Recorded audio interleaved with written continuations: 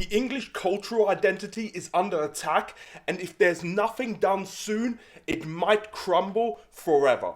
As someone who was raised in this country and has a deep respect for its people, I don't want to see this happen. And so in this video, I'm going to propose solutions to the crumbling English identity and to try to systematically change the way that people think about what it means to be English in order to save what it means to be English. Now, that might sound counterintuitive, but if you listen to my points, I'm sure you'll find that there's some sort of validity, and I'm genuinely trying to preserve English heritage and culture, and I believe that if it doesn't slightly change in order to withstand the attacks that are coming from certain elements of the current culture, then it might disappear forever. So that being said, the number one and first thing that we need to do is we need to disconnect the identity of being English with any sort of physical or racial trait. Now, it's been proven without a doubt that the thing that we call a race or ethnicity has actually no genetic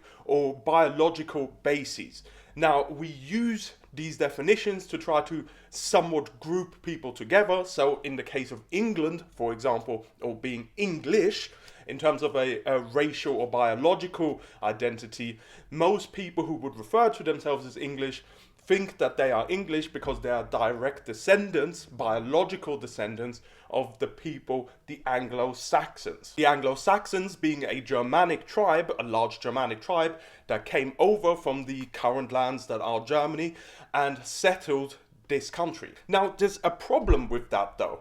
I'll give you an example. I myself was born in Austria. My mother is Austrian, my grandmother is Austrian, my grandfather is Austrian. I've a long lineage genetically from people who have lived in the Germanic lands. If we follow that back far enough, there's a high likelihood that both Anglo-Saxons and my heritage have a strong overlap. However, I could not call myself English based on the racial idea because I'm not a descendant of the Anglo-Saxons, despite the fact that both me and Gary down the road both share common ancestors. The absolute truth is that there is only one human race, and so if we want to group ourselves into different categories, for example English, you can't use a biological factor, especially not when your football team looks like this. So instead of race, there needs to be a different unifying principle. Now, in America, they've already achieved this, as you have typical Americans and African Americans, Asian Americans. The idea of being American supersedes the lands from which your previous generational ancestors have migrated from. And I think this is the same approach that we need to take with England, by using things like Black English, Asian English, or Southeast Asian English, whatever you want, create these subcategories of my recent genetic history is in that region, however, I am also English. You can help to preserve what it means to be English because it's a separate thing from your physical traits. Okay, fine, so you might be sitting there like, right, so it's not about my skin color and it's not about the fact that I have some German ancestors. What is it then that makes me English? Well, this is the defining point. Instead of looking at biology and race to try and define England, you need a new defining principle, something that is immutable and unshakable. And I believe that the core tenet, the core fundamental thing that unites English people is the Christian faith. The English were the greatest missionaries that have ever existed on this planet. They spread Christianity to every corner of the globe. Their monarch is the head of the Christian English church. And so constitutionally, England is a Christian country, which not a lot of countries in this world actually are. And out of the countries that are, it is by far the most powerful one. You have a cross on your flag, your national anthem is God Save the King, or Queen, depending on who's the monarch at the time, and you have an English state church. Now, remind yourself that it's actually the Church of England, not the Church of Scotland or the Church of Wales.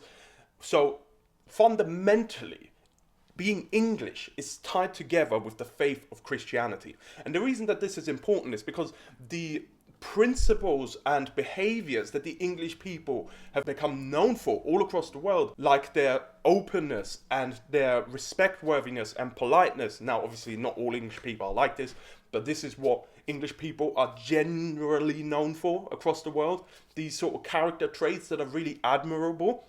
Well, those character traits find their roots in Christianity. People acted like this when the British Empire was at its height, and being English was basically synonymous with being a celebrity. And the reason people acted like that is because they had a strong, rooted Christian faith. That fundamentally uniting morality center gives the English people a sense of identity.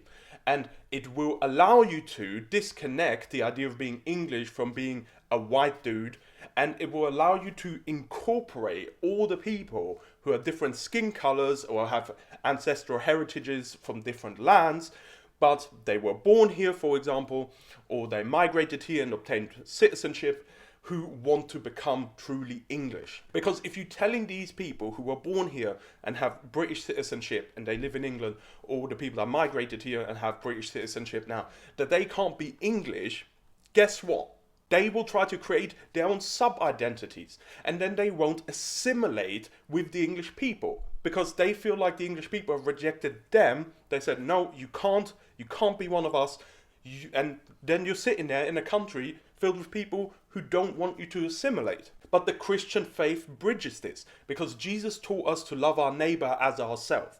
And that means that no matter your skin color or no matter where your genetic heritage is, you can create a union, a connection between your countrymen, your brothers and sisters, through the Christian faith. And this is what made England one of the most powerful nations on earth. The benefits of that legacy is still being seen today in the UK. But if England and the English don't return to their Christian roots and heritage, they will lose the very fundamental thing that made them truly English.